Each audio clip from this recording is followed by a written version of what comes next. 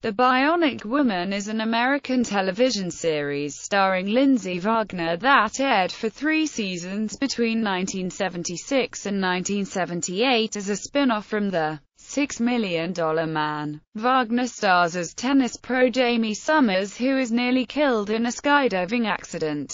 Summers' life is saved by Oscar Goldman and Dr. Rudy Wells by bionic surgical implants similar to those of the $6 Million Man Steve Austin. As the result of James' bionics, she has amplified hearing in her right ear, a greatly strengthened right arm, and stronger and enhanced legs which enable her to run at speeds exceeding 60 miles per hour. The series proved highly popular worldwide, gaining high ratings in the US and particularly so in the UK. The series ran for 3 seasons, from 1976 to 1978, and was first shown on the ABC network and then the NBC network for its final season. Years after its cancellation, 3 spin-off TV movies were produced between 1987 and 1994. Reruns of the show aired on Sci-Fi Channel from 1997 to 2001. A remake of the series was produced in 2007. Premise: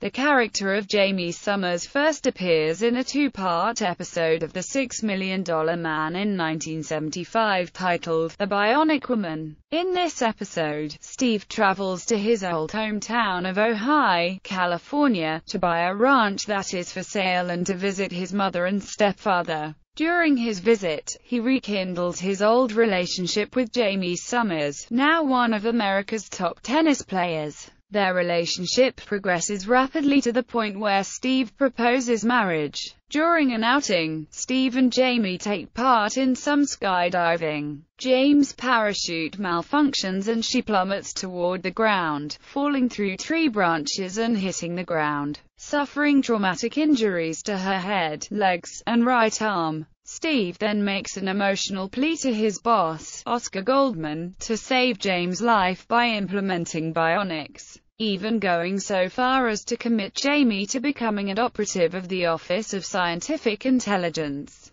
Goldman agrees to assign Drive, Rudy Wells and the bionics team to rebuild her. James' body is reconstructed with parts similar to Steve's, but the actual cost of rebuilding her is not revealed. It is said humorously in dialogue to be less than the $6 million it cost to rebuild Austin because the replacement parts for her were smaller. Like Steve before her, Jamie is given 2 bionic legs, capable of propelling her at speeds exceeding 60 miles per hour and jumping to and from great heights. And her right arm is replaced by a lifelike prosthetic capable of bending steel or throwing objects great distances. Whereas Austin received a bionic eye, the inner mechanism of James' right ear is replaced by a bionic device that gives her amplified hearing such that she can detect most sounds, regardless of volume or frequency. These bionic implants cannot be distinguished from natural body parts, except on occasions where they sustain damage and the mechanisms beneath the skin become exposed. As seen in Part 2 of the episode, Doomsday is Tomorrow, when Jamie sustained damage to her right leg. Jamie discovers on vacation in the Bahamas her bionic skin cannot tan with exposure to sunlight. After Jamie recovers from her operation, Steve tries to break his agreement with Oscar that she will serve as an agent for OSI. Jamie agrees to undertake a mission for Oscar despite Steve's concerns. During the mission her bionics malfunction, and she experiences severe and crippling headaches. Dr. Wells determines that James' body is rejecting her bionic implants and a massive cerebral clot is causing her headaches and malfunctions. Soon after, she goes berserk and forces her way out of the hospital. Steve pursues and catches her, and she collapses in his arms. Soon after, Jamie dies on the operating table when her body shuts down. The character was so popular that ABC asked the writers to find a way to bring her back. In the first episode of the next season, it is revealed that Jamie had not died after all, but Steve was not told. He soon discovers the truth when he is hospitalized after suffering severe damage to his bionic legs. He sees Jamie before slipping into a coma. As Steve later learns, Wells' assistant, Dr. Michael Marchetti,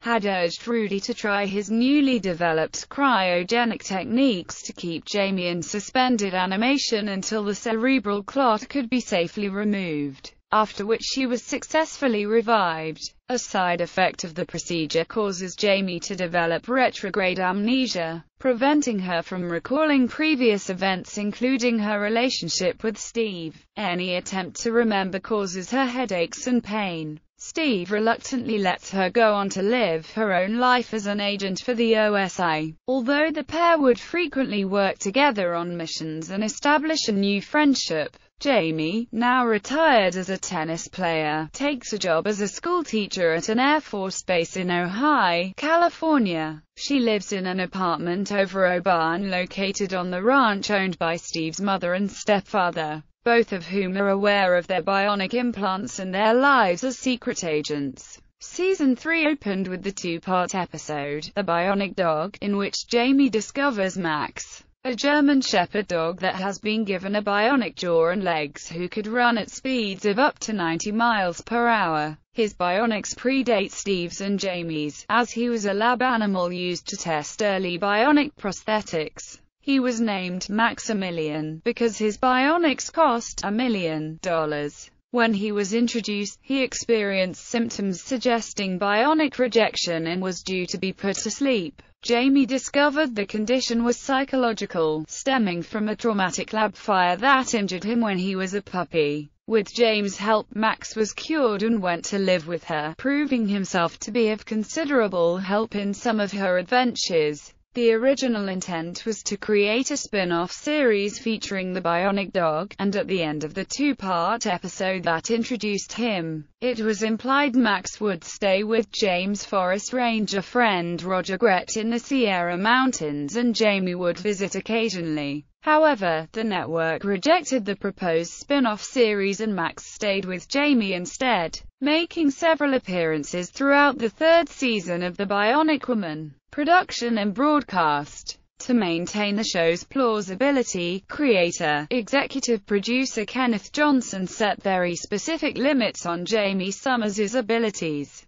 He elaborated, "When you're dealing with the area of fantasy, if you say, well, they're bionics so they can do whatever they want, then it gets out of hand, so you've got to have really, really tight rules. Steve and Jamie can jump up 2 stories but not 3. They can jump down 3 stories but not 4. Jamie can't turn over a truck but she can turn over a car." These limits were occasionally incorporated into episodes, such as Kill Oscar Part 1, in which Jamie is forced to make a jump that's too far down for her bionic legs, causing massive damage to them and nearly causing her death as a result. The series premiered on ABC in January 1976, as a mid-season replacement for the sitcoms When Things Were Rotten and That's My Mama, with 13 episodes airing from January 1976 to May 1976. It became the 5th most watched television show of the whole 1975-76 season, despite only running for half the season, ranking behind Maude,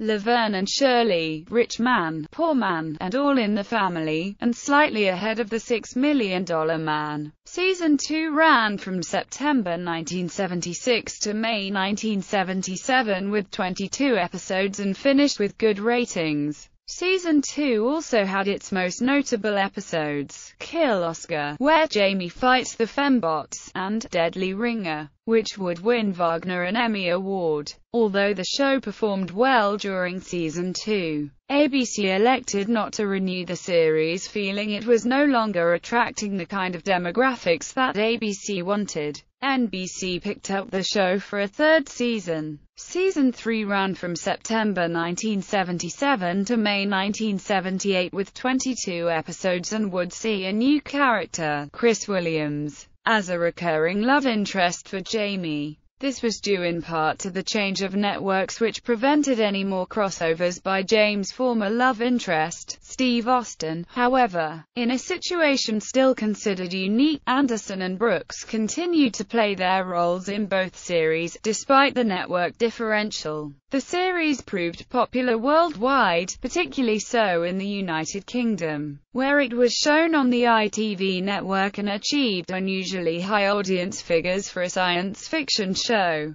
The first episode of the series was shown on 1 July 1976 and was the #1 most watched program of the week. It was watched in 7 million homes, giving it an average of 14 million viewers. 2 weeks later, the show's third episode also became the #1 most watched program of the week. Its success continued with a further 10 episodes scoring in the top 20 during 1976. The second season also proved popular, with 7 episodes finishing in the weekly top 20. The highest of these being the episode The Vega Influence on 12 May 1977, which reached number 8 with 14.8 million viewers. The third season was not broadcast simultaneously across all ITV stations in the UK, however, and therefore no episodes reached the weekly top 20 episodes. Storylines. The most notable of the frequent crossovers between the two shows included a 2-part episode in which Steve and Jamie square off against Austin's sometimes friend, sometimes enemy Bigfoot, and a 3-part story arc entitled Kill Oscar that aired the first and third parts as Bionic Woman episodes and the second part as an episode of The $6 Million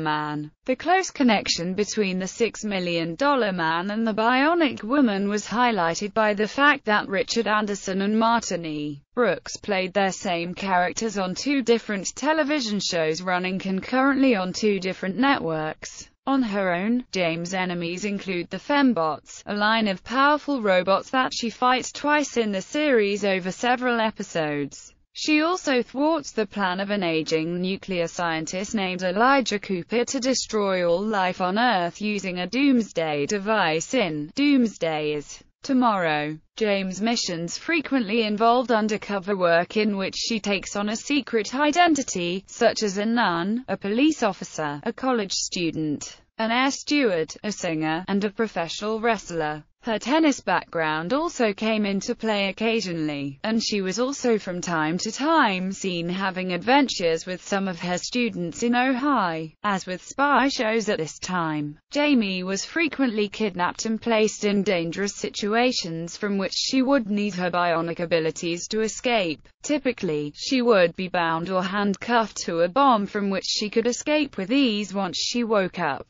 Jamie dealt with a number of bizarre cases, such as a villain who operates a hair salon using a truth serum shampoo to extract information from OSI agents. In another episode, a convict named Lisa Galloway is given plastic surgery and tries to replace Jamie. In a later episode, Lisa ingests a paste-like substance called adrenalizine that gives her temporary super strength, allowing her to fully replace Jamie at OSI while the real Jamie is in prison and led to question her own identity. Lisa, however, did not know of James' bionic implants and believed her powers to have come from the adrenalizine. After James' eventual escape, Dr. Wells discovers that the adrenalizine was breaking down and becoming toxic to Lisa's health. Further complicating the issue was Lisa's increasing belief that she was in fact the real Jamie. During the series, it is shown that James' enhanced abilities have their limitations.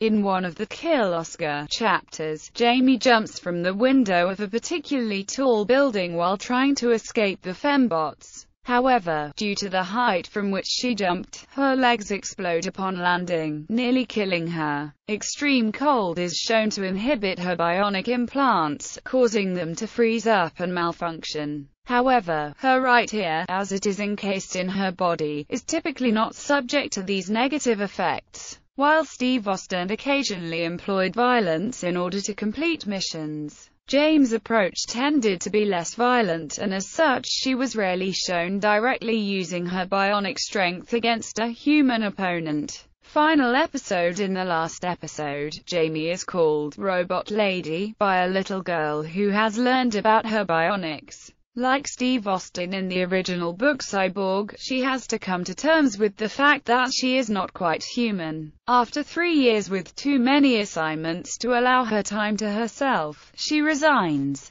However, the people in charge decide that she cannot just be allowed to leave and want to put her into a safe community where they can keep their eye on her. She goes on the run but later realizes that she is still the same woman, despite her mechanical parts, and goes back to work for the OSI, but with fewer missions and more time to herself. The final episode was acknowledged to have been inspired by The Prisoner, as Jamie is similarly being pursued by entities concerned about the secret information she possesses. Despite being on different networks, both The Bionic Woman and The $6 Million Man were simultaneously cancelled in the spring of 1978. Unlike The $6 Million Man, which ended with a standard episode, On the Run was written and filmed as a resolution to the series. TV movies. 3 made-for-TV movies were produced that expanded the Bionic family, and explored a rekindled love between Jamie and Steve. In the first reunion, The Return of the $6 Million Man and the Bionic Woman, Jamie and Steve are reunited after nearly 10 years of living separate lives. James' memory is fully restored and she tries to reconcile her feelings for Steve while at the same time helping train Steve's son Michael in the use of his own recently acquired updated bionics. Jamie challenges Michael to a friendly race. He overtakes her and she makes the comment that she feels like an obsolete model. Michael is kidnapped by Fortress. Steve and Jamie, along with the Air Force, infiltrate the abandoned glass factory to rescue Michael. The second film, Bionic Showdown, The $6 Million Man and the Bionic Woman, introduced Sandra Bullock as paraplegic Kate Mason, who becomes a next-generation Bionic Woman, and Summers again helps train the neophyte Cyborg. In the final reunion film, Bionic Ever After, a computer virus corrupts James' bionic systems. Dr. Wells informs Steve that she may never be bionic again, but Steve's main regard is he wants her alive above all else. She undergoes a major upgrade, which not only increases the power of her bionics but gives her night vision. Finally, after so many years of waiting around, the bionic couple say their I-dos. Theme music. Jerry Fielding composed the series' first opening theme. Beginning in Season 2, Fielding's theme was phased out and replaced by another piece of music by Joe Harnell, which had previously been used for the closing credits. DVD releases. In the UK, Universal released 3 single-disc volumes of selected episodes of The Bionic Woman in 2001-2. Each volume contained 3 episodes. Universal then released the first 2 full seasons of The Bionic Woman on DVD in the UK and Australia in 2005-6. There were no special features on any of the sets. Season 3 was eventually released in the UK by Fabulous Films in December 2012, along with repackaged versions of the first 2 seasons and a complete 18-disc boxed set of all 3 seasons. These versions contained various special features as found on the Region 1 sets, though the Season 3 release also contains all 3 of the Bionic reunion movies from the 1980s and 1990s. In Germany, Koch Media has released all 3 seasons on DVD under the name Die 7 Millionen Dollar Frau. Though these sets do not contain special features, plans for a North American DVD release were first announced in 2004 by Universal Home Video. Those plans were made public via a listing in a TV-DVD release guide sent to retailers, a mention in an otherwise unrelated studio press release. and as a trailer included on a DVD given away through retail chain Best Buy. However, that release never happened due to rights issues, which prevented both The Bionic Woman and The $6 Million Man from being released on DVD in North America at that time. In April 2010, creator Kenneth Johnson said that the rights issues had been solved and he was taping interviews for the DVD. On July 15, 2010, Universal Studios Home Entertainment announced the release of the first season on DVD in North America, which took place on October 19, 2010. Season 2 was released on May 17, 2011. On October 4, 2011, Universal released The Bionic Woman, the complete third and final season on Region 1 DVD. On October 13, 2015, Universal will release The Bionic Woman, the complete series on DVD in Region 1.